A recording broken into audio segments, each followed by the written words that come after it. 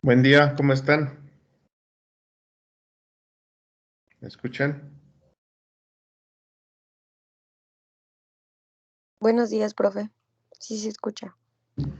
Ok, gracias. Bien, vamos a continuar. Nos quedamos en esta diapositiva. Les decía que en el caso de los carbonatos y bicarbonatos es importante determinarlos, sobre todo, desde luego, en suelos muy alcalinos. Cuando sospechamos de alcalinidad, pues es importante pedir carbonatos y bicarbonatos, porque ahí es donde va a estar la capacidad del suelo para amortiguar los cambios de pH. El problema más fuerte lo va a dar un suelo calcáreo. Conocen ustedes, saben ustedes que los suelos calcáreos pues son aquellos que tienen altas cantidades de carbonatos y o bicarbonatos de calcio y magnesio. Y cuando un suelo tiene altas cantidades de estos carbonatos, mantiene un pH muy amortiguado, 8.2 a 8.4 es el pH típico de los suelos calcáreos.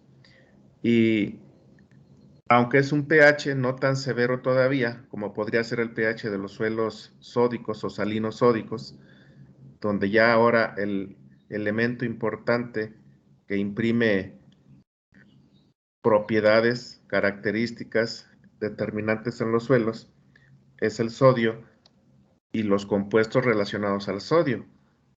Cloruros de sodio, toxicidades, sulfatos de sodio, aunque ahí se tolera un poco más, sobre todo por el lado del sulfato, o bien bicarbonatos y carbonatos de sodio. Estos dos, sobre todo, ¿sí?, pues van a combinarse con el sodio para generar un pH arriba de 8.5, 8.5 incluso arriba de 9. Ahí, aunque la cantidad de carbonatos y bicarbonatos no sea tan alta, como quiera el pH va a estar arriba de 8.5. Cuando existen entonces en los suelos, pues pHs alcalinos, va a ser muy importante bajarles ese pH. Y los suelos calcáreos tienen un pH más amortiguado. Todavía los suelos salinos sódicos, aunque tienen un pH más adverso, arriba de 8.5, pero si no tiene cantidades altas de carbonatos y bicarbonatos, ese pH podemos bajarlo más fácilmente que un suelo típicamente calcáreo, aunque no tenga sodio, pero sí con una base importante, muy alta de carbonatos y bicarbonatos. El pH va a ser muy amortiguado, 8.2, 8.4.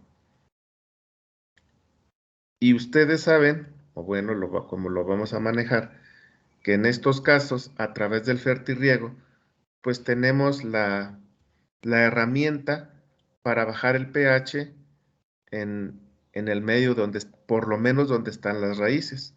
Pero aún en estas condiciones se puede complicar dada la alta cantidad de carbonatos y bicarbonatos, porque le vamos a agregar pues materiales acidificantes y el pH no va a cambiar, va a ser muy difícil que cambie. En esos suelos, con frecuencia le metemos una solución o la solución de fertirriego va a ser de pH incluso de 4. Alguien podría decir, o ustedes podrían pensar, que es un pH demasiado ácido. Sí, es un pH demasiado ácido, de 4. Si esa solución con pH de 4 la metemos en un suelo de pH neutro o ya ácido, pues claramente es una solución fuera del balance adecuado. Pero con pH entre 4 y 5 es factible meterla en un suelo típicamente calcáreo para bajar el pH de ese suelo. Recuerden que cuando metemos una solución de fertirriego y que decimos que a través de ella vamos a ajustar el pH resultante en el medio de crecimiento, en este caso en ese suelo, será después de que se dé el equilibrio entre el pH original del suelo y el pH que lleva la solución. Por eso cuando un suelo tiene pH arriba de 8, metemos una solución con pH de 4, con pH de 5, para bajar más rápidamente el pH. Ya con que bajemos el pH a 7.5 en un suelo calcáreo, ya estamos eliminando los principales problemas de ese suelo calcáreo. Problemas desde el punto de vista nutrimental, desde luego. Y entonces, sobre todo cuando se inicia el programa de fertirriego en esos suelos, le metemos soluciones ácidas y el pH del suelo no cambia, no cambia. Es muy lento el pH, el cambio del pH en ese suelo. Esa capacidad de amortiguamiento se la da los carbonatos y bicarbonatos, que normalmente son de calcio y o magnesio. Eso es lo normal en los suelos. Por eso el monitoreo, en el caso de los programas de fertirriego, pues va a ser la herramienta que tengamos para ver cómo estamos logrando esos cambios en el suelo.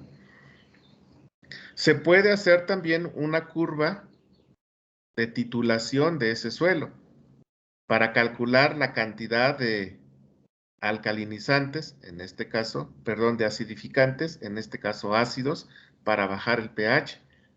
Por lo menos, les digo, a 7.5. Ya podemos pensar en bajarlo a 7 o incluso abajo de 7. Pero lograr cambios de pHs abajo de 7 en un suelo típicamente calcáreo no es tan sencillo. Así como no es tan sencillo el fenómeno adverso.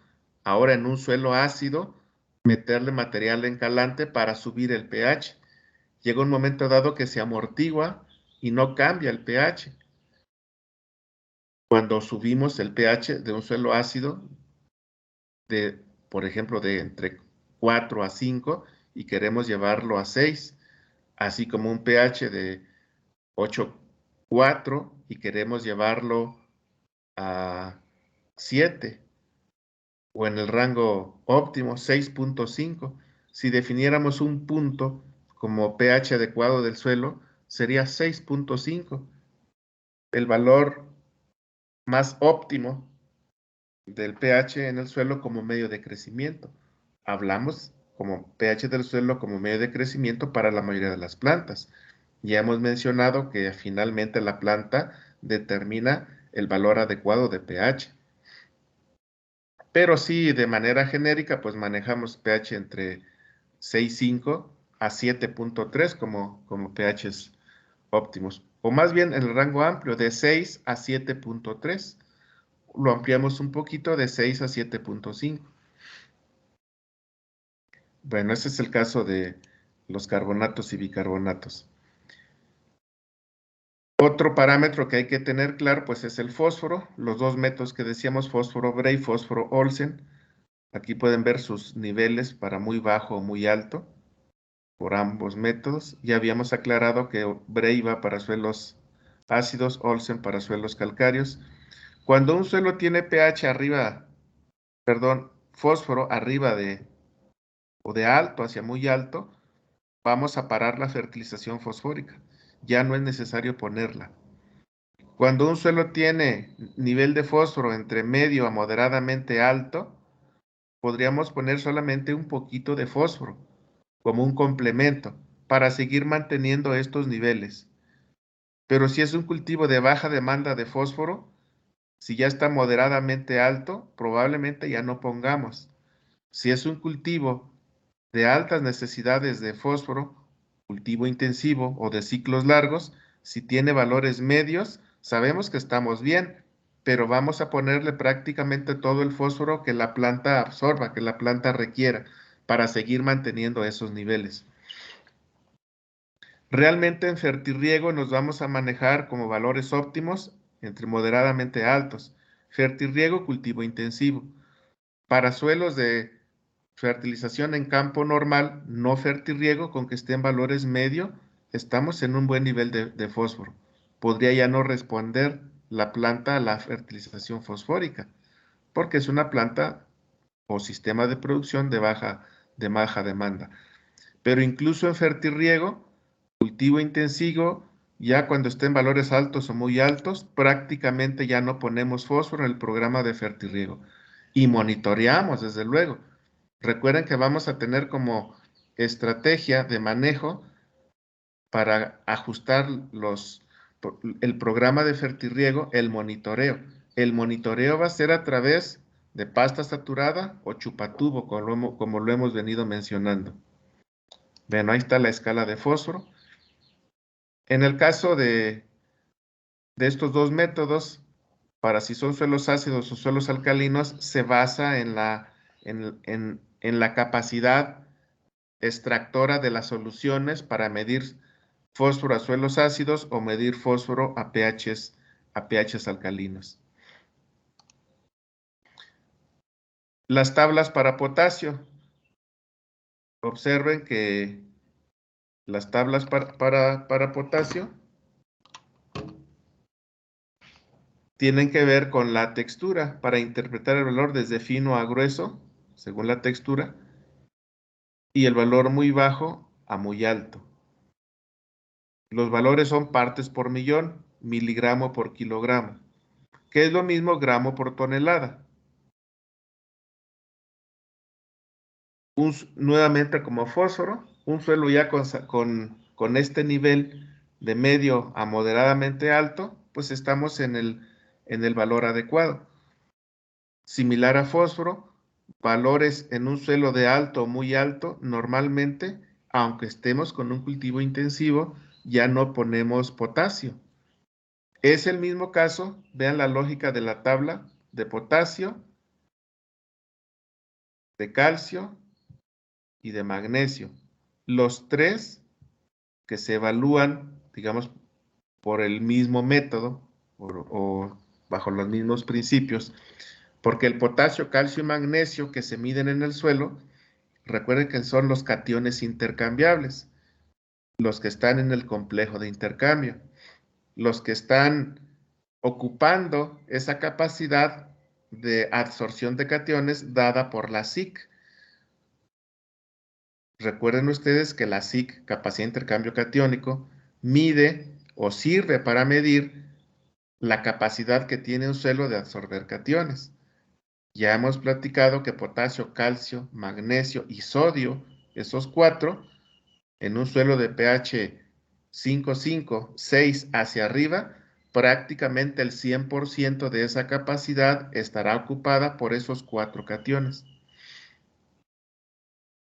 De esos cuatro cationes, nos interesa que sodio esté en muy bajas proporciones, menos del 5% de esa capacidad, y 95% o más, o prácticamente el 100% en muchos casos, debe ser la suma de potasio, calcio y magnesio. Siempre conviene que haya poquito sodio. El sodio, recuerden, no es un nutrimento para todas las plantas, pero muchas plantas se favorecen de él. El sodio está dentro del grupo de elementos útiles. Solamente las plantas adaptadas a salinidad y sobre todo las que han evolucionado con altas cantidades de sodio, las famosas plantas natrófilas que requieren sodio, ahí el sodio es esencial. Las plantas C4 requieren también sodio como nutrimento, aunque sea en pequeñas cantidades, pero no es en todas las plantas, pero siempre se favorecerá un poquito de sodio. Entonces el 95, una cantidad de sodio ideal sería 2-3%, o sea 97-98% debe ser de la suma de potasio, calcio y magnesio. Los niveles directamente por concentración son los que están aquí en estas tablas, desde muy bajo hasta muy alto. Desde luego, cualquier cultivo, incluso de baja producción, ya a niveles moderadamente bajos o menores, será necesario agregar potasio, calcio o magnesio. Ahora, en términos de cantidad, también no pierdan de vista lo siguiente. La reserva de potasio, calcio y magnesio está en estas fracciones, en los cationes intercambiables. Por eso se determinan con acetato de amonio, porque el amonio es el catión desplazante. para medir cuánto calcio, cuánto potasio, cuánto calcio hay en ese suelo. De estos cuatro Profesor, cationes, sí, dígame. una pregunta para ver si lo entendí bien o me confundí un poquito. Si nosotros tenemos un rango óptimo en nuestro suelo de cualquiera de estos nutrientes, nosotros vamos a agregar lo que absorbe la planta, lo que necesita para mantener ese rango. Y si nosotros tenemos un rango bajo, agregamos un poco más de lo que necesita o me confundí ahí. No, es correcto lo que usted dice. Ese razonamiento que está aplicando, ese razonamiento que usted está haciendo, lo aplicamos desde fósforo. Podemos aplicarlo para cualquier nutrimento en estas escalas, pero es muy evidente en fósforo, ¿sí? En potasio, en calcio y en magnesio. Así es. Cuando los niveles están de moderadamente bajos a bajos, es obvio que le va a faltar de esos nutrimentos al cultivo, cualquiera sea su nivel de producción, ¿sí? Claro que ahí ya la dosis va a cambiar dependiendo, ¿sí?, de las características del suelo, porque aunque veamos niveles muy bajos o moderadamente bajos, vea usted como un suelo de textura fina o media, es diferente cantidad la que se maneja ahí en ese suelo. Entonces, la cantidad va a depender del tipo de suelo, en este caso de la clase textural. Y le va a faltar prácticamente para cualquier cultivo. Si ya el nivel está en un nivel medio y vamos a clasificar la respuesta de las plantas a los diferentes nutrimentos en función de la tecnología o del sistema de producción. Podríamos hablar sistemas de baja, media o alta tecnología. Los sistemas de baja tecnología es obvio que son de rendimientos bajos. Los sistemas de tecnología media son de rendimientos medios. Los sistemas de tecnología alta, pues son cultivos de alta producción. Entonces, rendimientos bajos, rendimientos medios o rendimientos altos también implica mayor absorción nutrimental. Una generalización que no deben ustedes olvidar nunca es que la demanda nutrimental de las plantas es directamente proporcional a la biomasa producida. Mientras más biomasa produzcan, mayor extracción nutrimental, mayor necesidades nutrimentales. Y eso va asociado pues a niveles tecnológicos, bajos, medios y altos. Entonces, hablando de estas escalas de interpretación para los diferentes nutrimentos, cuando ya estamos en un nivel medio, prácticamente están satisfechas las demandas de los cultivos de baja tecnología, de bajos rendimientos. No va a ser necesario agregar más, con eso es suficiente. Pero si estoy en un sistema de tecnología media o alta, niveles medios probablemente no sean suficientes para alcanzar esas demandas y sobre todo si estoy en un nivel de tecnología alta, es decir, en un sistema de producción de alta producción. Desde ahí yo ya voy a poner, ¿sí?, los nutrimentos necesarios para que la planta alcance ese potencial de rendimiento. Ahora, si estoy en rendimientos medios y para que yo siga con niveles medios, debo poner prácticamente todo lo que la planta va a ocupar, porque en la mayoría de los casos, en muchos cultivos, todo lo que la planta absorbe se va del sitio, no se queda como efecto residual en el suelo por la biomasa que se incorpore. Que ese es otro punto importante a considerar. Si ustedes traen un sistema de alta producción y la planta absorbe muchos nutrimentos, pero al final solamente se llevan alguna parte de la planta, es frecuente que solamente se lleven el grano y toda la paja, toda la raíz queda en el sitio. Están regresando nuevamente a ese suelo parte de lo que la planta absorbió el ciclo anterior. Ahora, después de varios ciclos con un sistema, con ese manejo de llevarse lo que la planta absorbe solo por ejemplo, maíz, en la espiga, en el caso de cereales, y reciclar las pajas, se puede saber exactamente cuánto estamos regresando al suelo. Y eso va a repercutir en el ajuste de las fórmulas de fertilización en los ciclos que siguen. Pero aunque sean esos cultivos, como en muchos sistemas que tenemos en México, que cosechamos grano, cosechamos paja, dejamos muy pocos residuos de materia orgánica, residuos de cosecha, estamos sometiendo a un suelo a una alta extracción. Desde luego, eso es incorrecto. Siempre hay que reciclar residuos de cosecha. Por diferentes características, no se hace.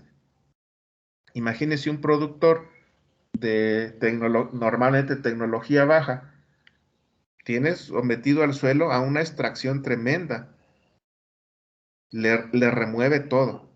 Ahí entonces tenemos que reponer esos nutrimentos. Si hiciéramos fertilización orgánica, qué bueno, pero si no deja residuos de cosecha, ¿usted cree que va a tener o ese productor va a tener considerado un programa de estercoleo adecuado? Normalmente no. Claro que ese es un suelo sujeto a un mal manejo. Pero bueno, en el punto que nos ocupa y haciendo o dando respuesta a su pregunta, cuando esté en niveles medios, ¿sí? Y moderadamente altos, vamos a poner normalmente todo lo que la planta extrae. Esa parte la vamos a ver más adelante cuando saquemos las curvas de extracción. Es decir, para cada planta debemos conocer la totalidad del nutrimento que la planta ocupa absorber, incorporar en sus tejidos para expresar un rendimiento X. Y si en el suelo el nivel de nutrimentos está en medio a moderadamente alto y está usted en un sistema de producción de media a alta tecnología, para que los niveles nutrimentales queden en el suelo como los encontró, que ya son buenos, podríamos decir excelentes, sobre todo si están moderadamente altos, o buenos, de medios a excelentes, de medios a moderadamente altos, vamos a poner en nuestro programa de nutrición todo lo que la planta en teoría va a absorber. Y normalmente todo eso va a ir a través del programa de fertirriego. ¿Por qué razón? Porque no es necesario que usted inicie con fertilización de fondo. Eso que normalmente ponemos con fertilización de fondo para darle al suelo cierta capacidad de tener nutrimentos almacenados para la planta, ya los tiene, ya está en un nivel medio moderadamente alto. No ocupa que usted le agregue fertilizante en ese momento para que la planta empiece a absorber nutrimentos. Están en un nivel medio moderadamente alto.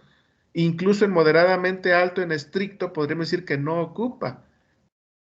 Si usted tiene un sistema de producción de rendimiento bajo y está en moderadamente alto, su dosis es 0. Pero aunque esté moderadamente alto, pero está en un sistema intensivo de alta producción, va a ocupar nutrimentos. Y como usted está en ese ciclo de alto rendimiento, a usted le interesa que ese suelo para ese cultivo siempre esté moderadamente alto. Y por lo tanto, en el ciclo que usted va a desarrollar, debe poner todo el nutrimento que la planta va a aprovechar para que al final del ciclo usted siga con ese suelo moderadamente alto o medio. Esa es la estrategia. Es decir, la estrategia en los sistemas de producción no es decir cuánto tiene el suelo y decir, el suelo tiene, no le voy a meter nada, me voy a ahorrar fertilizantes, me voy a ahorrar nutrimentos. Después de todo, ¿para qué gasto? No, que todo sea ganancia, ganancia, ganancia. El suelo tiene para satisfacer la demanda. Claro, el suelo podría tenerla en este momento, pero ¿qué pasa al ciclo que viene? ¿Qué pasa en 3 ciclos? ¿Qué pasa en 4 ciclos? No le deje al suelo, ¿sí? O más bien, no dejemos en nuestro sistema que traemos que se nos acumule un problema en el año 4, 5 o 6. Fíjense ustedes, ese es un problema que normalmente muchos productores que rentan sus terrenos enfrentan. Muchos terrenos que rentan productores no necesariamente están en un nivel de fertilidad de la media a la baja. hay terrenos de muchos productores que están con cantidad de nutrimentos de la media a la alta, si no en todos, por lo menos en algunos. Y cuando muchas empresas o productores o ustedes mismos como técnicos rentan terrenos a muchos productores que por diferentes razones ya no están involucrados en la producción, en México tenemos un problema fuerte en muchos terrenos de nuestros productores de campo tradicionales. Sus hijos ya no están en México, se fueron a Estados Unidos. Se quedaron, digamos, los viejos solos en campo haciendo agricultura. La vejez los alcanza, ya después no tienen fuerzas para seguir produciendo.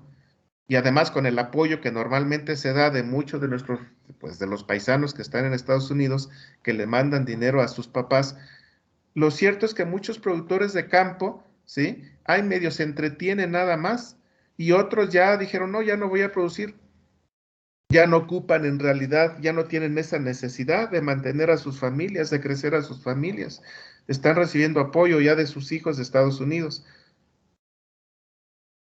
Es común que renten sus terrenos, ¿sí? Y entonces los que rentan los terrenos, pues se aprovechan de esas bondades que tienen en los suelos.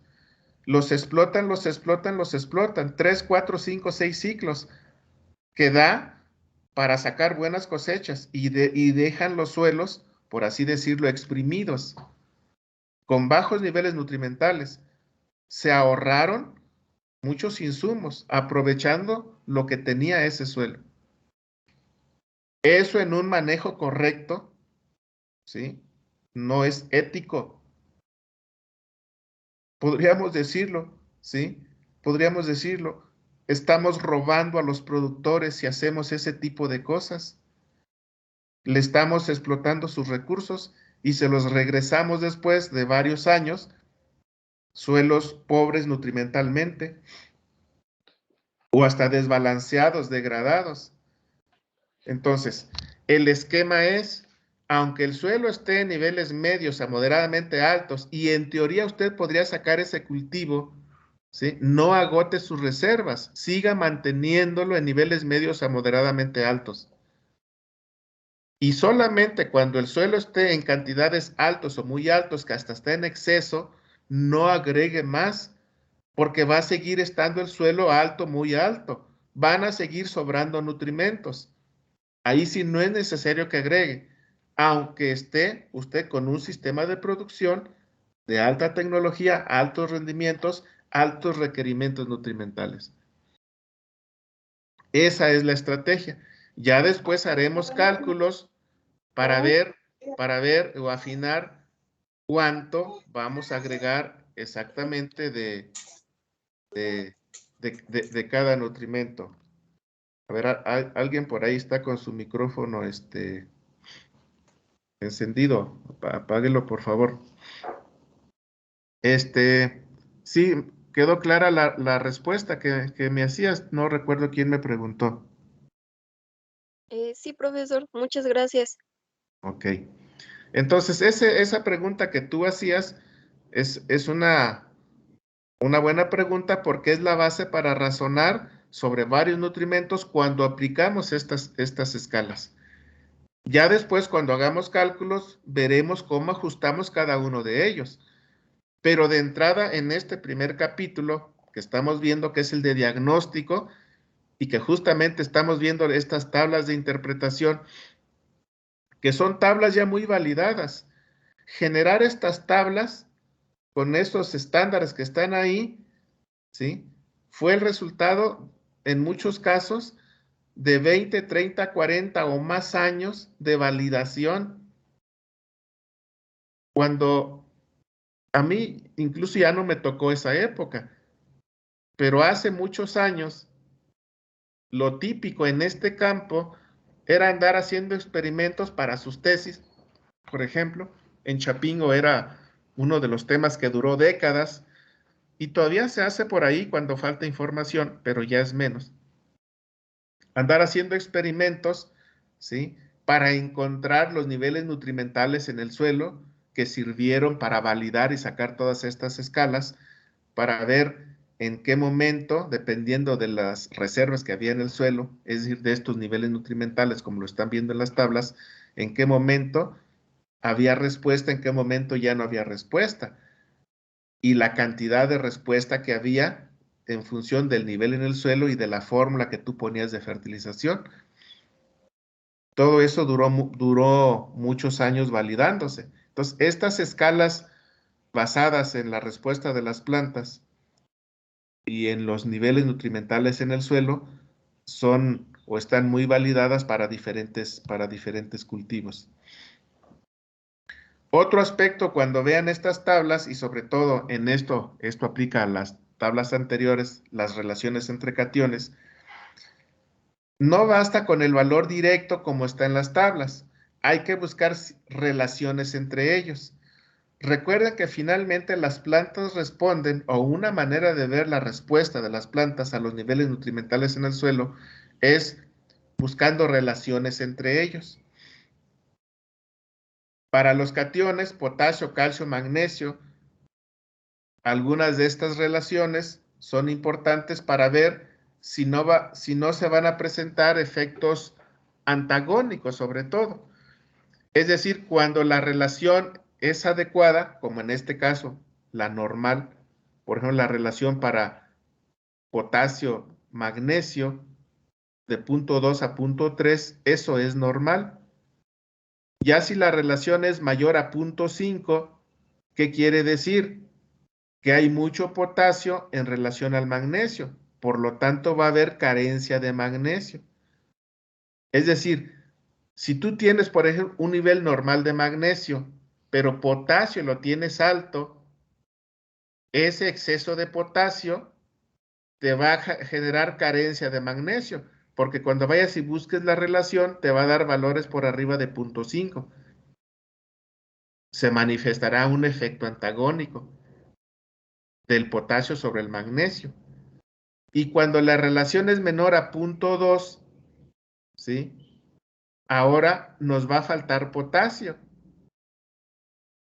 Entonces, también en estas interpretaciones de los valores hay que buscar las relaciones entre los cationes, porque eso nos va a ayudar a explicar por qué muchas veces vemos deficiencias de magnesio cuando yo voy y analizo el suelo y a lo mejor no está carente de magnesio como tal, es decir, no está en el valor de la tabla de magnesio, no está acá en un valor muy bajo. A lo mejor está en moderadamente bajo o medio, no para que se manifestaran deficiencias. Recuerden que las deficiencias directas de un nutrimento va a ser cuando de plano andamos muy bajos. Cuando estamos en moderadamente bajos, probablemente no haya deficiencias visibles. Hay hambre oculta, sí, pero no se nota. Si la deficiencia no es tan aguda. Y mucho menos si estoy en un valor medio. Pero pudiera ser que estando en valores incluso medios o moderadamente bajos, yo encuentre deficiencias de ese elemento. ¿A qué se debe? A que muy probablemente hay otros que están muy en exceso y que me están bloqueando la absorción de magnesio. Este ejemplo que ahorita estoy viendo para potasio y magnesio se puede aplicar, para explicar las relaciones entre diferentes nutrimentos. En este caso, entre todos los cationes es común hablar de relaciones. ¿Por qué razón es importante entre todos los cationes? Pues porque potasio, calcio, magnesio, sodio, amonio, esos 5 que son cationes, normalmente el que esté en mayor cantidad va a bloquear la absorción de los otros, aunque los otros estén en niveles medios. Eso es algo que es común que se presente en el comportamiento entre cationes. Ahora, ¿eso por qué se da? Finalmente es una competencia, un equilibrio entre cargas. ¿Se acuerdan que hemos hablado del principio de electroneutralidad que implica balances de carga? Por lo tanto, a esos balances de carga, pues entran todos los nutrimentos, porque finalmente los nutrimentos tienen carga. Recuerdan que las plantas en realidad se absorben de los nutrimentos en solución y al estar en solución están como iones, los cationes y los aniones. carga positiva, carga negativa. Y el proceso de nutrición implica establecer balances de carga. Por lo tanto, hay interacciones entre todos los cationes, ¿sí? Porque interactúan la carga positiva entre ellos por competir en ese balance de carga positiva. También otro ejemplo de interacciones de cargas es por el lado de los aniones, que también lo vamos a ver con relaciones, que son competencias entre cargas, entre los que tienen carga negativa. Por ejemplo, nitratos cloruros. Un exceso de cloruro, aunque tengas niveles normales de nitrato, te va a bloquear la absorción de nitrato.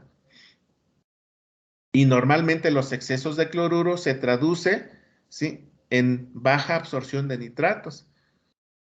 Por ejemplo, cuando tenemos agua o suelos con altos niveles de cloruros, nos forza a incrementar nuestros niveles de nitratos para bloquear la entrada de cloruros y que no vaya a haber efectos tóxicos del cloro, porque el cloro o las plantas son muy sensibles a la absorción de cloro, excesos de cloro.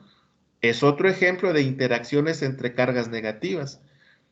Es decir, este principio de electroneutralidad que implica balances de cargas en el medio para nutrir a la planta es lo que explica por qué buscamos ciertas relaciones entre nutrimentos para que esté en un valor adecuado ahí en ese medio y la planta esté haciendo sus ajustes, ¿sí?, de manera correcta, que no se fuerce la planta a hacer ajustes. Llega un momento dado en que ya no puede lidiar con esos desbalances y se presentan o deficiencias o toxicidades.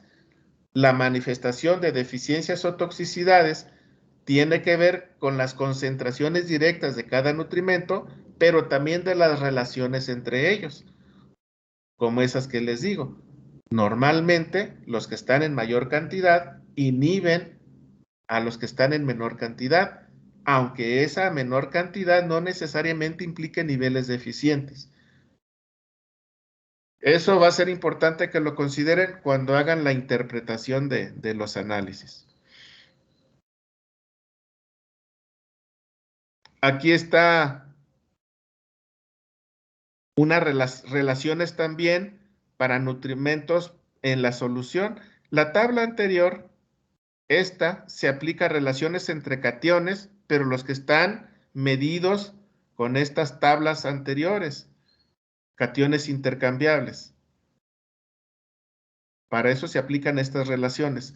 Es decir, cuando ustedes vean relaciones entre cationes, deben de tener claro a qué valores aplica de esos elementos que están participando en las relaciones. Esta tabla, por ejemplo, aplica a las relaciones entre cationes, pero medidos en el complejo de intercambio. A diferencia de esta tabla, que también está relaciones no solo entre cationes, como sería calcio-sodio, calcio-magnesio, potasio-magnesio, potasio-calcio o incluso nitratos-potasio, ¿sí? Vean que aquí ya implica un anión y un catión. Pero estas relaciones se aplican a los elementos que están en la solución del suelo, medidos por extracto de saturación, o también pueden aplicarse estas relaciones a elementos medidos en la solución del suelo extraídos con chupatubo, ¿sí? También vean ustedes muy bajos a muy altas. En general, las relaciones medias son las adecuadas. Y ya dependiendo del tipo de cultivo, a veces nos vamos a moderadamente altas, ¿sí? Esas relaciones. Por ejemplo, la relación nitrato-potasio. Si estamos en etapa vegetativa, yo buscaría una relación moderadamente alta, porque en ese momento la planta tiene mayor demanda de nitratos que de potasio. Por lo tanto, debe haber más nitratos que potasio en etapa vegetativa. Pero si ya me voy a etapa reproductiva y busco la relación nitrato-amonio, ahí normalmente bajo nitrato y subo potasio. Entonces ahí con que esté en una relación media, estoy bien. O incluso moderadamente baja. No me va a faltar potasio, aunque probablemente me falte algo de nitrato. Pero eso va a depender entonces de la etapa fenológica en que me encuentre. Es decir, interpretar relaciones implica hacer un análisis de otros factores, de otros componentes del sistema para poder explicar cómo esa relación me estaría afectando la respuesta de la planta. Las relaciones entre potasio, magnesio, calcio, sodio, que son importantes también a tener en cuenta para evitar antagonismos entre esos cationes sobre la planta. Y en general buscamos relaciones en la parte media. Ese es el mejor equilibrio. Aunque eso no quiere decir que a lo mejor me mueva a la moderadamente baja, o moderadamente bajo, o moderadamente alto, dependiendo en qué momento yo requiera más absorción de cierto elemento o de la sensibilidad de la planta, ¿sí? De la demanda nutrimental de la planta por ese elemento. Pero sí vamos a evitar relaciones muy bajas y también altas y muy altas. Podríamos decir que las tres del centro, moderadamente bajo, moderadamente alto, con la parte media como el punto central o mejor relación, pueden ser criterios para juzgar cómo están mis niveles nutrimentales en el medio de crecimiento, las relaciones entre ellos y los efectos que yo pueda encontrar en la respuesta de las plantas a esas relaciones nutrimentales. Ahora, estas relaciones se sacan, ¿sí? Poniendo la concentración de los elementos en miliequivalentes por litro, no en partes por millón, no en centimoles, no en milimoles. Eso también es importante. No se vayan a equivocar, porque por ejemplo, aquí está esta tabla y aquí están las relaciones y entran para obtener la relación en miliequivalentes por litro. Si ustedes tienen milimoles, partes por millón, y establecen la relación y vienen y la ubican aquí en esta tabla, no aplica, porque esta tabla deben sacar las relaciones metiendo los valores en miliequivalentes por litro. Así como la tabla anterior, esta se saca poniendo, ¿sí?, los valores que están aquí en estas tres tablas de potasio, calcio y magnesio para sacar estas tablas. Tengan cuidado cómo meten o calculan o utilizan esta información con los datos que van a alimentar a todas estas tablas. La capacidad de intercambio catiónico, que ya ustedes es un concepto que deben tener claro, miliequivalentes por 100 gramos o centimoles por kilogramo. Son las dos unidades en que la medimos. Pueden utilizar cualquiera. Significan exactamente lo mismo. Es decir, un miliequivalente por 100 gramos es igual a un centimol por kilogramo. ¿Sí? Son centimoles de carga positiva, se refiere al catión. Miliequivalentes también son carga. Obviamente son cargas positivas si se refieren al catión, o cargas negativas si se refiere a la superficie. Por ejemplo, miliequivalentes por 100 gramos, ¿sí?, son cantidades de carga. Si te refieres a la carga que está en la superficie, entonces es carga negativa. Si te refieres al catión adherido sobre esa superficie, entonces es carga positiva. No hay contradicción. ¿Por qué? Porque recuerden que la capacidad de intercambio catiónico, es decir, la cantidad de carga positiva que está adherida en la superficie de las partículas, es directamente proporcional a la cantidad de carga negativa que está en la superficie de las partículas. Es carga por carga. Por eso cuando decimos que medimos la SIC, que medimos la capacidad de intercambio catiónico, tú puedes interpretarlo de las dos formas. Es la cantidad total de carga negativa que puede adherirse y que es exactamente igual a la cantidad de carga negativa que es la que está adheriendo a esos cationes de carga contraria, ¿sí? De carga positiva. Por eso es carga por carga. Por esto, en este concepto de cuando medimos la SIC, pues para ustedes debe resultarles muy claro que finalmente lo que estamos midiendo es carga en el sistema.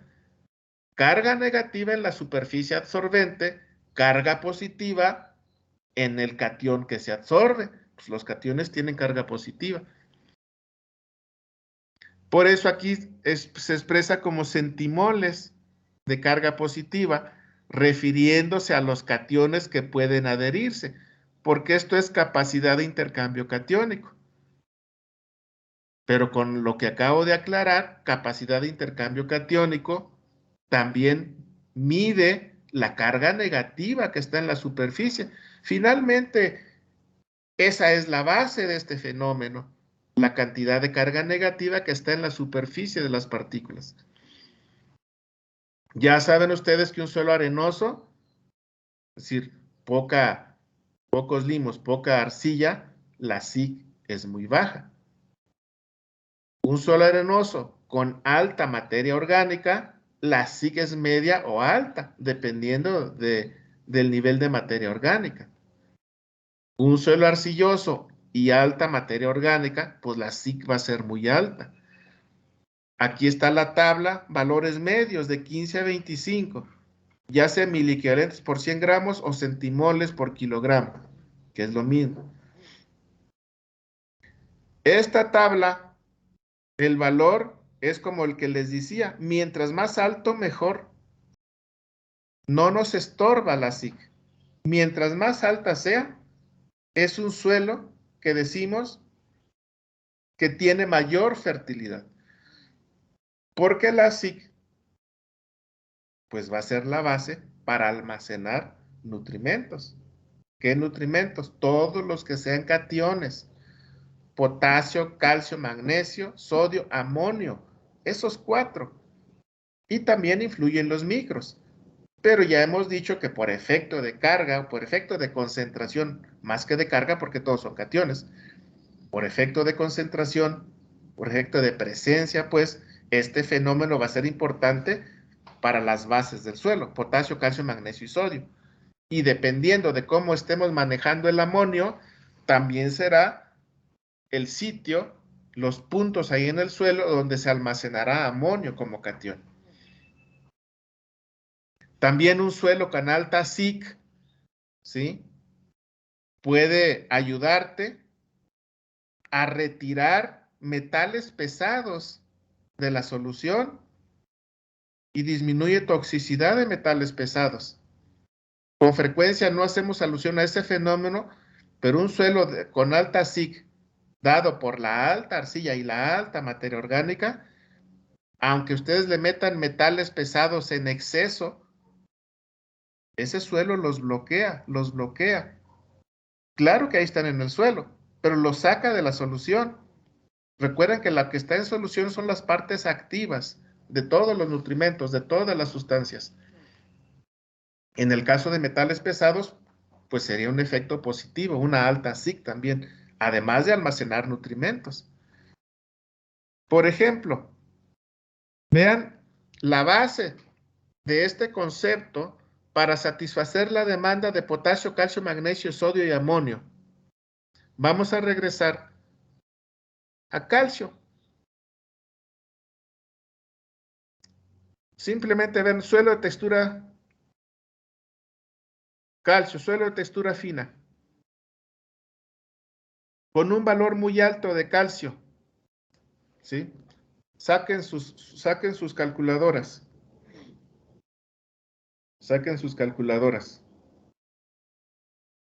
¿Ya las tienen?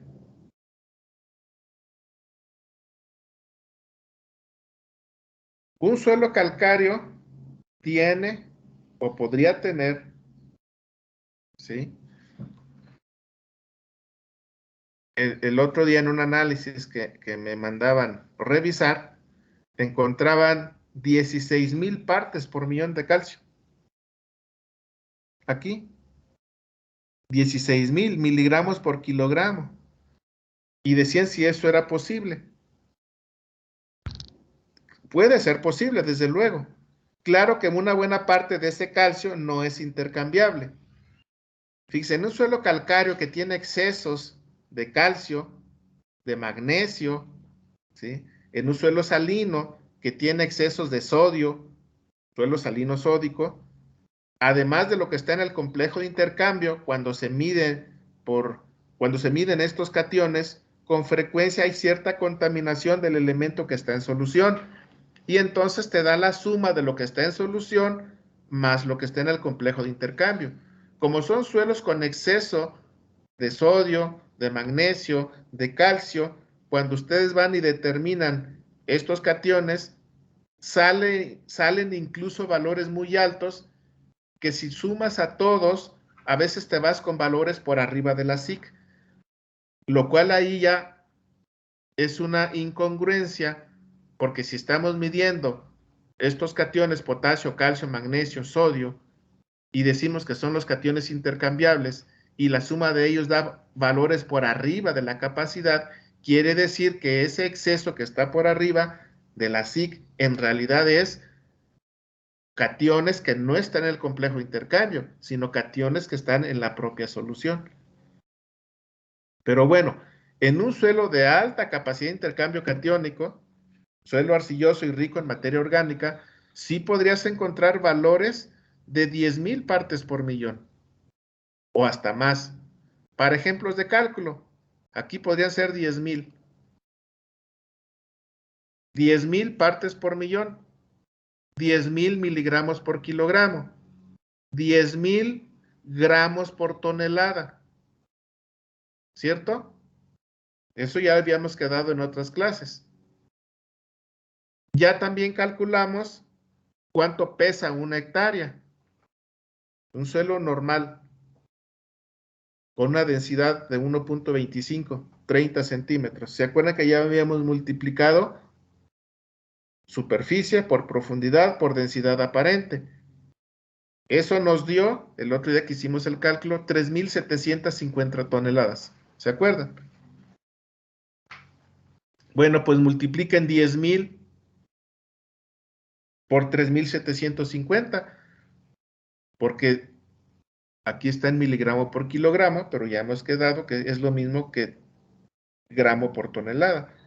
Entonces, 10,000 gramos, ¿sí? 10,000 partes por millón, 10,000 gramos por tonelada. 10,000 por 3,750. ¿Y eso cuánto es? ¿Sí? 37.5 toneladas de calcio. Porque la multiplicación directa son 37 millones, ¿sí? De calcio. Si eso lo llevamos a toneladas, son 37.5 toneladas de calcio almacenados. Es calcio disponible. Este es un ejemplo típico de valores, ¿sí?, de calcio que vamos a tener en un suelo, por ejemplo, un suelo calcáreo. Un suelo calcáreo tiene de eso, de 8 a 12,000, tranquilamente de 8 a 12,000 partes por millón. Son 37 toneladas de calcio. Calcio disponible. Sí, mamá. Apaga tu micrófono, hija. Ya casi te escuchamos llorar.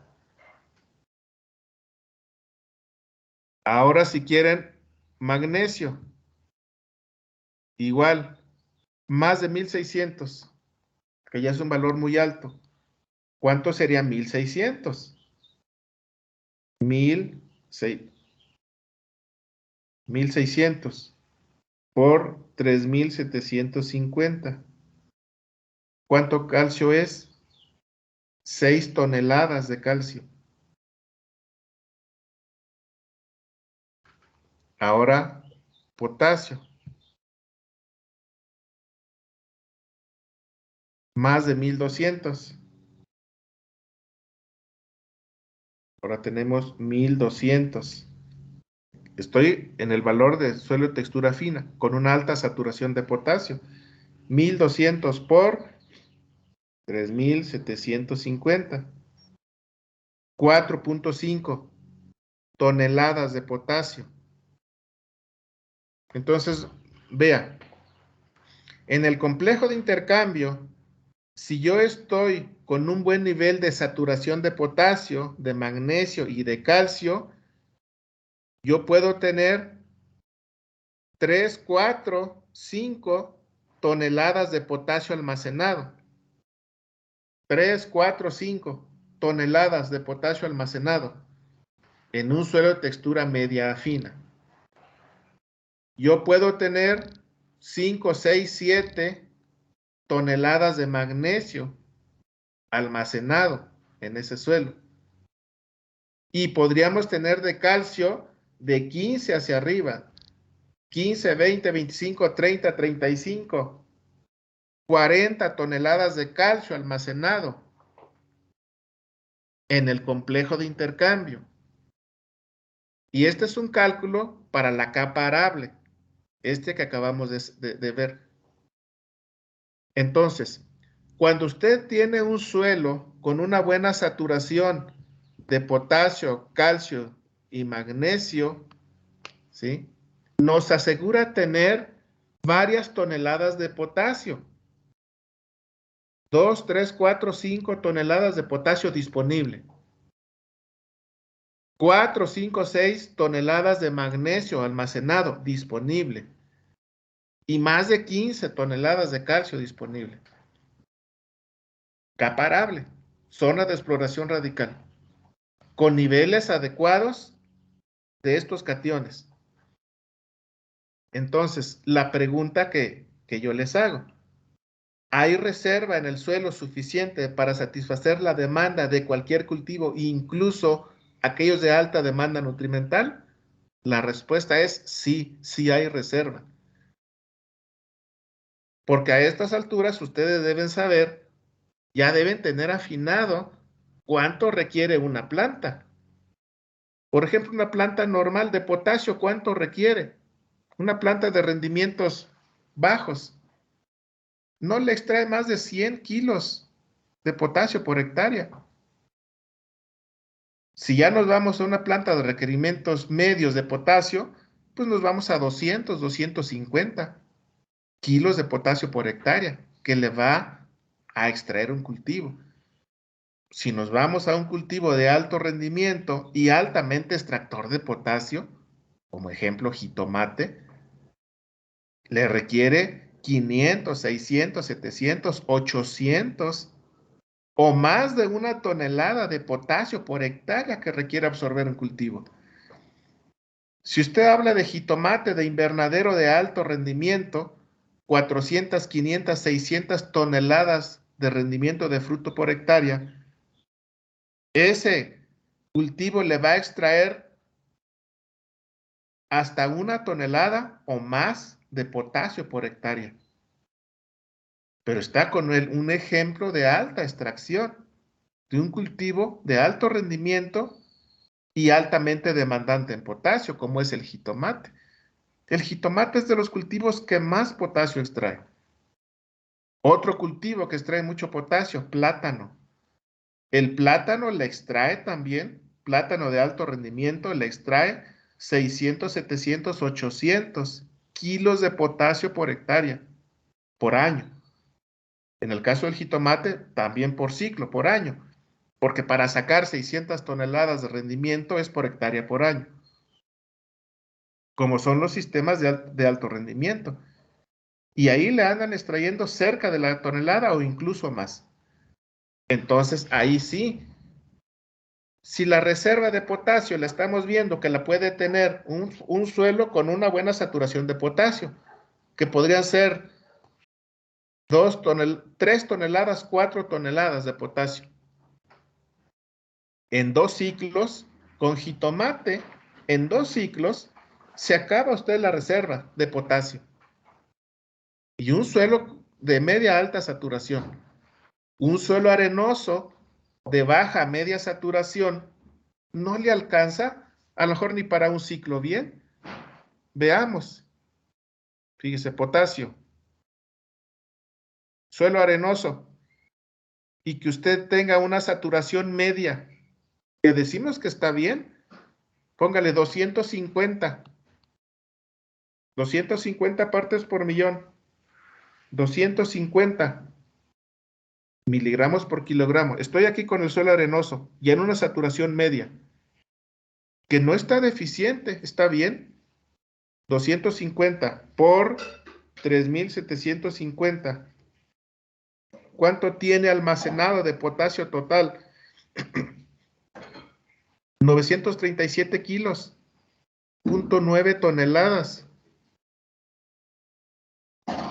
Claro que hay potasio para sacar un cultivo de alto rendimiento, hay potasio, pero difícilmente le va a dar para que lo extraiga todo y la planta no tenga deficiencias de potasio.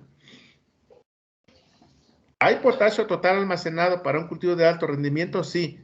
¿Lo va a aprovechar todo y decir que lo puede aprovechar y dejar el suelo con 0 y que no va a tener deficiencias? ¿Eso es posible? No, eso no es posible. Simplemente, fíjese, si ya lo pasa a medio, abajo, que estaría deficiente a 100, serían 150, lo que para pasar de medio a bajo, es decir, de 250 pasarlo a 100, que ya es bajo y que ya va a tener deficiencias de potasio. Póngale que le diéramos 150. Entonces, 150, ¿sí? Partes por millón por 3.750. ¿Cuánto tiene de potasio? Media tonelada. O sea, que le alcanzaría para un ciclo máximo, habiendo partido de potasio con un nivel adecuado, suelo arenoso. Para el siguiente ciclo, ya partiría usted con un suelo bajo en potasio, deficiencias de potasio. Ahora, y esto pensando en que las raíces van a explorar de manera completa todo ese volumen de suelo. Pero ¿qué pasa con potasio? Perdón, ¿qué pasa con jitomate? ¿Cómo lo sembramos? En surcos. Muchos de ustedes tienen experiencia en el cultivo de jitomate. De la superficie que ven, el bordo, ¿cuánto ocupa? ¿Cuánto es bordo? ¿Cuánto es pasillo? Cuando mucho un 50-50. En muchos sistemas de producción, por ejemplo en invernadero, el pasillo es más amplio, es más pequeño el bordo, hablando en la superficie. Más o menos es un 40% pasillo, un 40% bordo, un 60% pasillo. Por lo tanto, de este cálculo que estamos haciendo, todavía falta ajustarlo para el caso del jitomate, solamente para el área de exploración de las raíces, que sería un 40% de todo lo que veo. Entonces, este cálculo que estoy haciendo es considerando todo el volumen del suelo de toda esa superficie de la hectárea por toda esa profundidad. Pero si yo voy a jitomate, tengo que hacer ajustes por el área de exploración.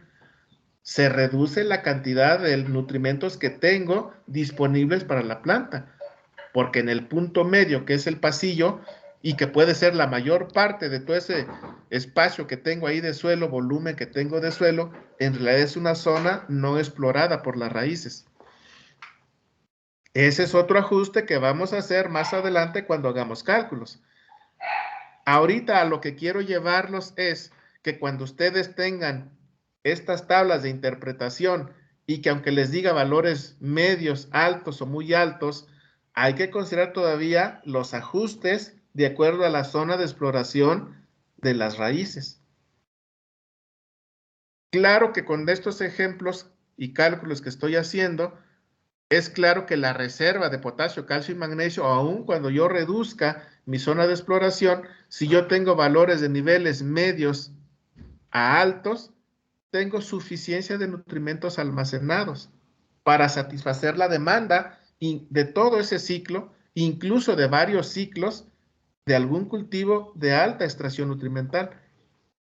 Ya si le meto que es un suelo de textura gruesa, que es un cultivo altamente extractor como jitomate, que no me explora todo el volumen de suelo, para el cual en teoría estoy haciendo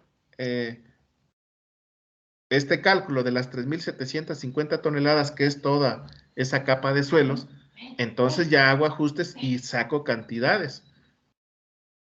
Pero con estos cálculos, como ustedes vieron, salen toneladas por hectárea.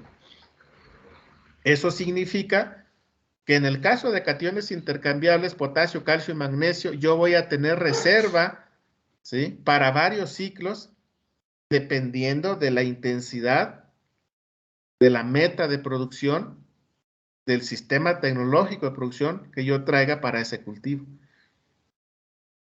A diferencia de otros nutrimentos, por ejemplo, nitrógeno. Usted puede tener nitrógeno, un nivel alto ahorita. Por ejemplo, 60 partes por millón. ¿Se acuerda de nitrógeno? La escala de nitrógeno. 60 partes por millón. Eso es alto de nitrógeno. Multiplique 60 por 3.750. Usted tiene 225 kilos de nitrógeno disponible. Esa es una cantidad alta de nitrógeno, pero puede perderse fácilmente. Simplemente, imagínese que ese nivel tenía en usted en un suelo que trae fertirriego, campo abierto, no invernadero, pero sí fertirriego, campo abierto, y que tiene ese nivel de nitrógeno. Se viene un temporal de lluvias antes de que usted plante, o que lo agarre plantado. Se viene un temporal de lluvias, 8 días de lluvia, suelo de textura media a gruesa, le va a lavar casi todo ese nitrato, que estaba alto. Después de los 8 días, prácticamente su suelo quedó lavado de nitratos, ya no tiene. Y estaba en un nivel alto. Pero no va a ser así del potasio, calcio y magnesio. Aunque se venga ese temporal alto, recuerde que potasio, calcio y magnesio no se lavan del suelo. Están almacenados en el complejo intercambio. Con este ejemplo también, ¿qué quiero decirle? Que usted va a tener niveles nutrimentales en el suelo, medidos por diferentes métodos, y los va a clasificar en medios, altos y bajos. Pero esa clasificación que usted tenga en ese momento, habrá que ver, porque de nutrimento a nutrimento puede variar esa concentración a medida que pasa el tiempo. Habrá ciertos elementos que aunque pase 1, 2 o 3 años y dependiendo de su sistema de producción, el nutrimento siga alto. Por ejemplo, calcio, con ese nivel de saturación que vimos. Y que puede tener, échele la mitad. Hicimos el cálculo para 10,000 partes por millón. Ya un nivel adecuado de calcio anda de 4,000 para arriba. Excelente nivel de calcio, 4,000 partes por millón.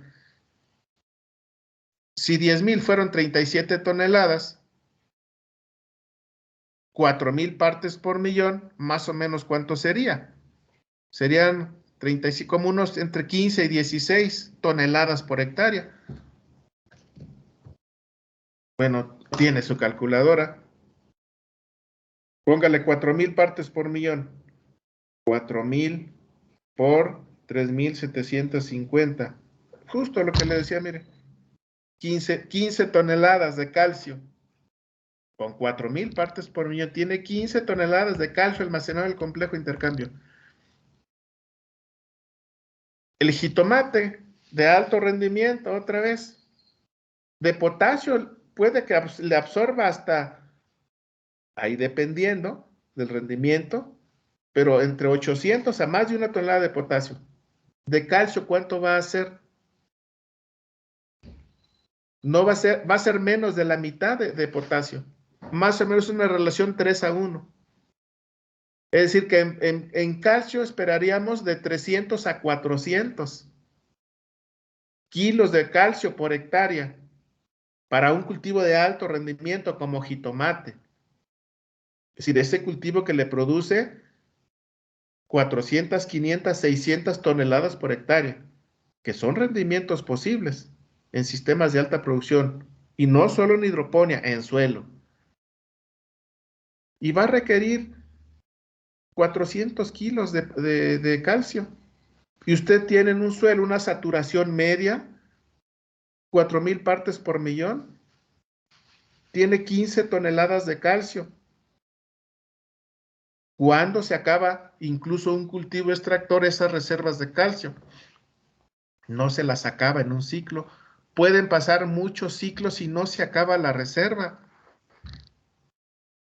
Entonces, normalmente pongo el ejemplo con esta base de cationes intercambiables y lo que implica niveles nutrimentales medios a altos de estos cationes y sobre todo el calcio, que puede implicar varias toneladas de calcio disponible por hectárea para el cultivo, y pongo esta base para que usted analice la siguiente situación,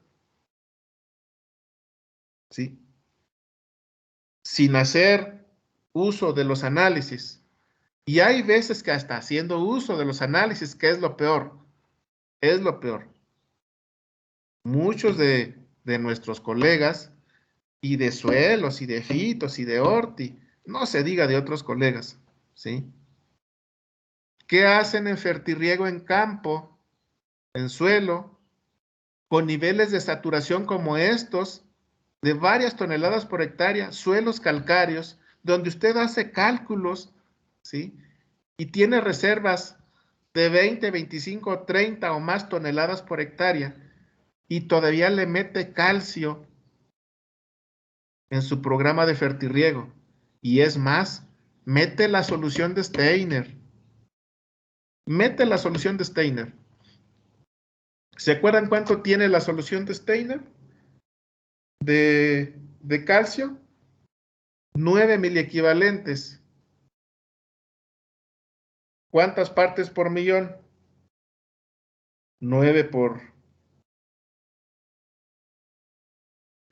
20. ¿Qué tanto es? 9 por 20. 180. 180 partes por millón. 180, ¿sí? Miligramos por litro, que es lo mismo 180 gramos por metro cúbico de agua. ¿Sí? Ahora vayámonos a cálculo de agua. ¿Con cuántos metros cúbicos usted saca un cultivo? Por ejemplo, en promedio tenemos láminas para cultivo en invernadero y sacar un ciclo de un año. Su lámina va a andar cerca del metro, lámina, 1 metro de espesor. Ahí va a variar, digamos, va a depender del clima, va a depender de muchos aspectos. Pero, por ejemplo, un ciclo medio de 6, 7 meses, usted tranquilamente le mete una lámina de 50 centímetros.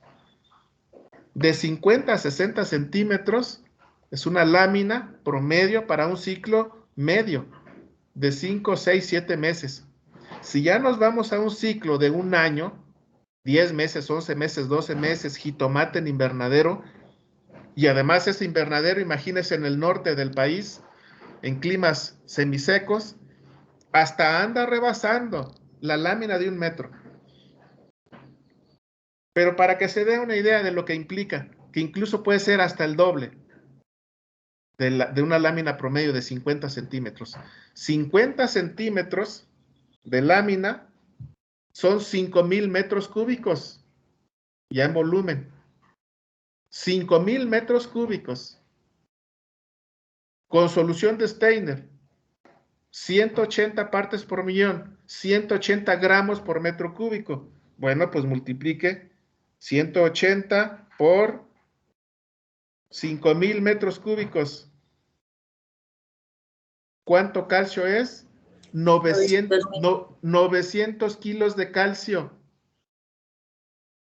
¿Cuánto le dije que absorbía el cultivo de jitomate con esos rendimientos? La mitad de eso. Cuando mucho. Entre 400 a 500 kilos de calcio por hectárea. Y usted le está metiendo 900 con la solución de Steiner. Le está sobrando mínimo la mitad del calcio que mete, si no es que más. ¿Y a dónde se lo está metiendo? A un suelo calcáreo, que ya tiene 25, 30, 35 toneladas de calcio almacenado, más media tonelada que le va a sobrar, o más. Eso explica por qué en muchos casos, en los suelos que traemos sometidos a fertirriego, después de 5, 10, 15 años, han sobrado nutrimentos de lo que les estamos metiendo. Porque los sometemos a un suministro muy alto de diferentes nutrimentos. ¿Qué pasa después de cierto tiempo? Pues se acumulan. ¿Y cómo lo ve? Los suelos se salinizan. Si no, pregunte cuál es la historia de los suelos de México sometidos a fertirriego. Hoy son suelos salinos, suelos salinizados o en procesos de salinización.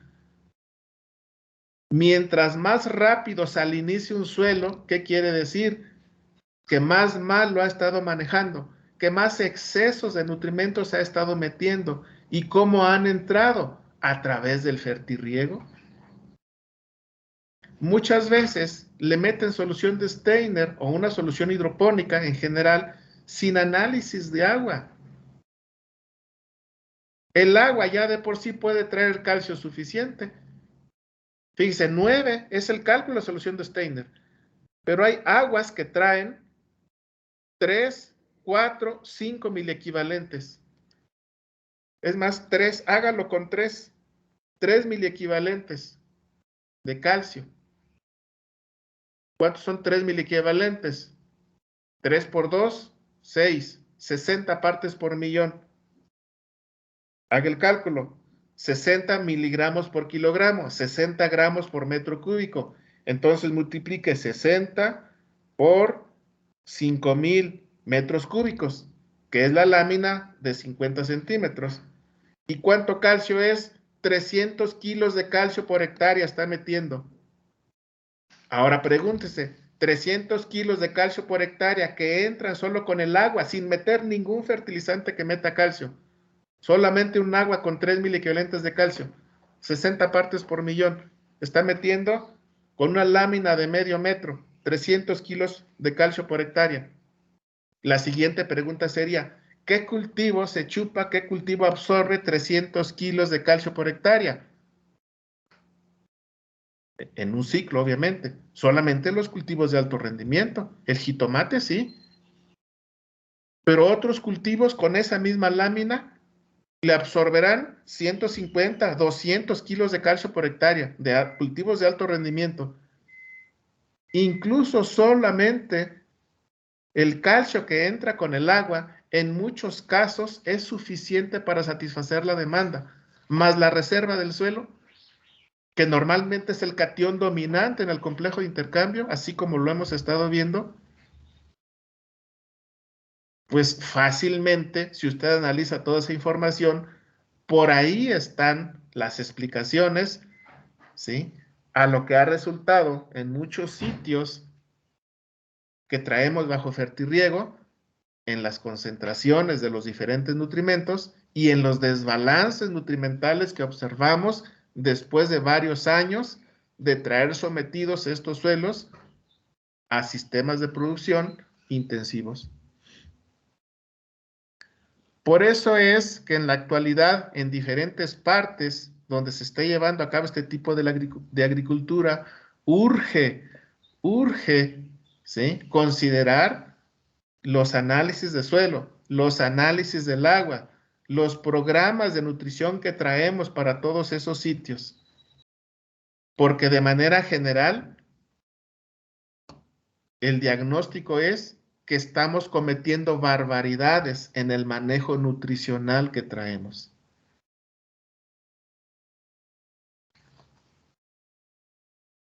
¿Vale?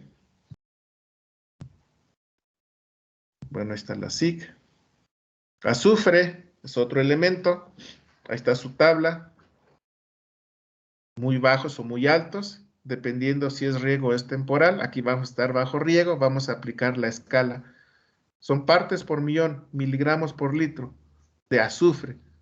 O sea, como S, no como sulfato. Ya después haremos algunas aclaraciones en relación a formas de expresión. Micronutrimentos. Aquí está la tabla resumen para todos. El hierro, el cobre, el zinc, el manganeso y el boro. Partes por millón, miligramo por kilogramo, desde bajo a muy alto. La misma tónica. Un suelo ya con niveles medios a moderadamente altos, en estricto no ocupa de esos micronutrimentos. Si el rendimiento ya es medio a alto, entonces ya podemos complementar de manera similar, solamente con lo que el cultivo va a extraer para seguir conservando esos niveles nutrimentales en el suelo. Este es un criterio muy importante a aplicar de manera permanente. En fertirriego, si recibimos un suelo con cantidades medias a altas, a moderadamente altas de nutrimentos, así debemos dejarlo y solamente meterle lo que el cultivo va a extraer, lo que el cultivo se va a llevar, para seguirlo dejando en esa misma condición de fertilidad, que es una condición de fertilidad óptima. Si los rendimientos son muy altos porque es un cultivo intensivo, entonces, como decimos, le vamos a pedir niveles moderadamente altos a altos para satisfacer esa demanda. Y es posible, ¿sí?, que pongamos, si son moderadamente altos, la extracción, o si es alto, quizás la mitad de la extracción, porque a lo mejor conviene pasarlo de alto moderadamente alto, porque ya con alto es posible que se estén dando algunas interacciones negativas entre ellos, considerando lo que ya les había platicado, las relaciones, los antagonismos entre esos nutrimentos. Y si fuera muy alto, hasta hay riesgo de toxicidad. Cuando la escala en cualquiera de los nutrimentos está muy alto, el riesgo de toxicidad es menos probable para ciertos elementos. Por ejemplo, potasio, por ejemplo, calcio, por ejemplo, nitrógeno como nitrato. Esos tres, nitrógeno, nitrato, potasio, calcio, aunque usted esté en un nivel muy alto, difícilmente va a haber toxicidades. Sí va a haber efectos antagónicos. Un efecto antagónico no es una toxicidad. Un efecto antagónico normalmente se presenta en un cultivo como una deficiencia inducida por aquel que está en un nivel muy alto, a pesar del elemento que está generando o del que estamos viendo la deficiencia inducida, no estuviera en niveles deficientes. Claro que no va a estar en niveles altos o muy altos, porque la deficiencia inducida sobre esos elementos se va a observar en nutrimentos cuando están en cantidades medias o bajas. Pero si está en cantidades medias, como he dicho, no debería haber deficiencias. ¿Por qué veo deficiencias? Probablemente por un antagonismo con otro que está en niveles muy altos. ¿Sí? En el caso de los nitratos, potasio y calcio, aunque esté en niveles muy altos, no genera toxicidades, pero sí deficiencias inducidas de otros, es decir, efectos antagónicos. En el caso de micronutrimentos, prácticamente todos, hierro, zinc, cobre, manganeso y boro, si está en niveles altos, además de producir también un efecto antagónico sobre otros mismos micronutrimentos, ellos mismos pueden generar un efecto de toxicidad. Es decir, en el caso de micronutrimentos, cuando estamos en niveles muy altos, tengan cuidado, porque además de inducir efectos antagónicos, también pueden producirse las toxicidades por esos elementos. No de todos, ¿sí?, es o existe la misma probabilidad de generar efectos tóxicos. Por ejemplo, el boro y el zinc o el cobre en algunos cultivos, esos tres es de los que son más probables las toxicidades. En el caso del boro, esas toxicidades son más probables en cultivos sensibles al boro. Para el caso del boro existe una clasificación de cultivos sensibles, cultivos tolerantes. Cuando ya estamos en niveles altos, muy altos, y voy a sembrar un cultivo sensible, las toxicidades son más probables que si fuera un cultivo tolerante. Lo mismo sucede para zinc, lo mismo sucede para cobre. En ese orden de toxicidades de micros, boro, zinc y cobre, cuando estoy en niveles muy altos, va a depender de la sensibilidad de la planta. Toxicidades de hierro y manganeso son menos probables, pero sí pueden llegarse a observar. Por ejemplo, si usted sabe que las toxicidades más comunes en suelos ácidos son de hierro y manganeso, y más probable y más pronto de manganeso que de hierro. Pero en un suelo ácido, en lugar de 50, que ya es muy alto, y de manganeso, ¿sí?, también de 50, usted puede tener 80, 90 o más de 100 partes por millón de hierro y manganeso. Ahí las toxicidades son muy probables. Están rebasando en 2 veces o en 3 veces un nivel ya de por sí muy alto. A diferencia de los niveles normales.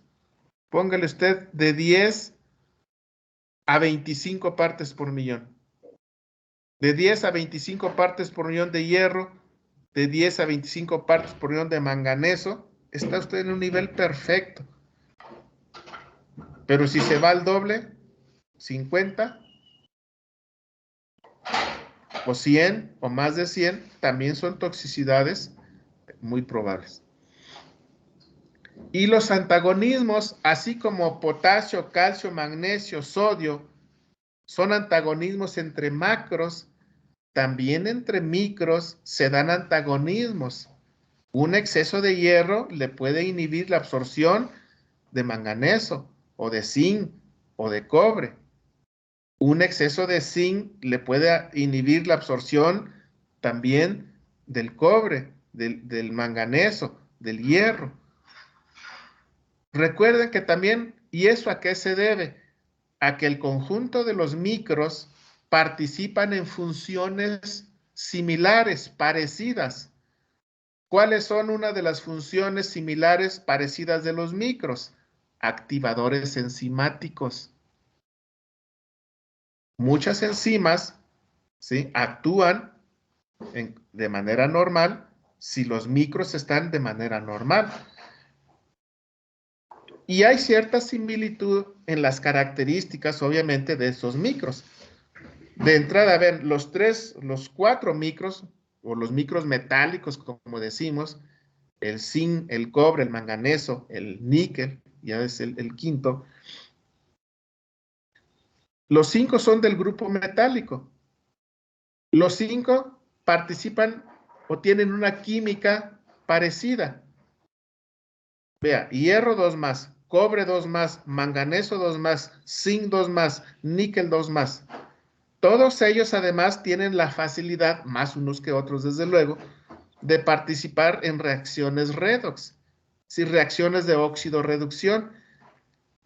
Y la parte en que participan en reacciones de óxido-reducción es por la ganancia o pérdida de electrones de los orbitales, de los átomos de esos elementos. Esa es una función muy similar entre todos ellos. Por lo tanto, en reacciones donde se involucren procesos de óxido-reducción, pueden participar micros. Por lo tanto, hay una competencia entre los micros en participar en esas reacciones donde se dan flujos de electrones de unas moléculas a otras. Por lo tanto, dependiendo de las concentraciones entre ellos, participarán más o se activarán más en ese tipo de reacciones. Y se dará cierta sustitución de unos por otros. Ahí vienen entonces las reacciones antagónicas de unos sobre otros. Es decir, también son interacciones de carga finalmente, pero en otro conjunto de reacciones donde son propios de la química de esos elementos, por sus características. Y por eso cuando no tenemos un balance adecuado de estos micros, antes de su toxicidad, es muy probable que miremos manifestación de efectos antagónicos. La manifestación de efectos antagónicos con frecuencia es, a pesar del elemento estar en cantidades medias, que no implicaría una deficiencia o no explicaría una deficiencia, y sin embargo puede haber deficiencia inducida por un efecto antagónico por el otro elemento micro que está en cantidades muy altas. Por eso, la interpretación de los análisis de suelo como punto de partida, pues es una base para después generar los programas de fertilización que vamos a meter a través del fertirriego. Se terminó el tiempo. ¿Dudas? Profesor, una Sí, última pregunta.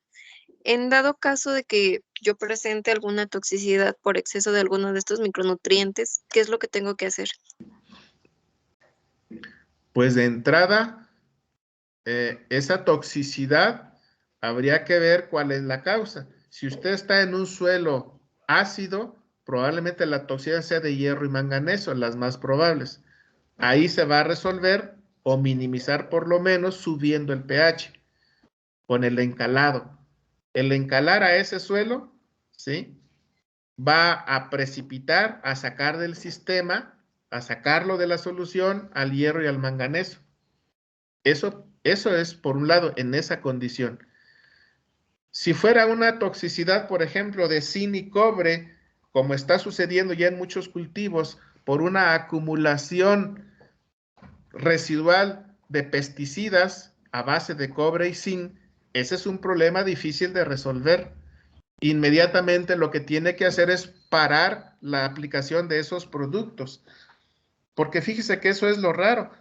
En muchos lugares ya hay toxicidades de cobre y zinc por acumulación, efecto residual de muchos pesticidas, que es parte del ingrediente activo, y ya trae toxicidades de hierro, de zinc y cobre. Inmediatamente tiene que parar ese suministro. Meterle materia orgánica. Si ya tiene usted exceso de micros, una manera de no lo para, pero sí minimiza el problema o llegarlo a parar. Meterle materia orgánica. La materia orgánica son sustancias quelantes de micros. Los micros forman quelatos muy estables con sustancias húmicas. Entonces, una manera de eso es meterle materia orgánica, porque muy probablemente este efecto usted lo vaya a observar sobre todo acumulación de micros, desbalances de micros hacia el exceso, pero suelos pobres en materia orgánica. Le están quitando capacidad de amortiguamiento sobre los micros a esos suelos. Esa sería otra manera. Otra manera, quizás tiene un suelo, se le está haciendo ácido, suba un poco el pH para bloquear la absorción de micros. Porque fíjese, el colmo sería que tuviera problemas de micros en suelos alcalinos. ¿Qué quiere decir? Que tiene sobresaturado ese suelo, que incluso en suelos alcalinos donde normalmente hay deficiencias, usted ahora trae incluso toxicidades de micros. Eso es menos probable, pero a veces se ha observado. Son algunas de las estrategias que usted podría hacer, porque en muchos casos revertir el problema de toxicidades no es tan fácil, como sería el caso de los micros. A diferencia de un suelo toxicidades por sodio y cloro, exceso de sales, ya dijimos el otro día, pues los lava. Pero micros no los va a lavar. Hay que actuar de otra manera. También meter cultivos tolerantes es otra estrategia para cualquier situación de excesos, no solamente para micros. No meter cultivos sensibles. Para micros, boro, zinc, cobre, hay una clasificación o hay que buscar la planta que ustedes van a cultivar, saber cómo es su sensibilidad a diferentes concentraciones de metales y de boro. Y si usted ya tiene niveles altos, si mete un cultivo quizás de tolerancia media o tolerante, es probable que no observe el problema. Si ya tiene niveles medios a altos, probables efectos tóxicos y mete cultivos sensibles, segura toxicidad. Bueno, son parte de las estrategias. Recuerden que en muchos casos, dado el problema, es difícil hacerlo reversible o totalmente reversible. Porque si eso fuera posible, en la medida que se presentan los problemas, se solucionarían muy fácilmente. Pero ese no es así en muchos casos. Bueno, espero haber contestado su pregunta. Seguimos en comunicación. Nos vemos la próxima clase.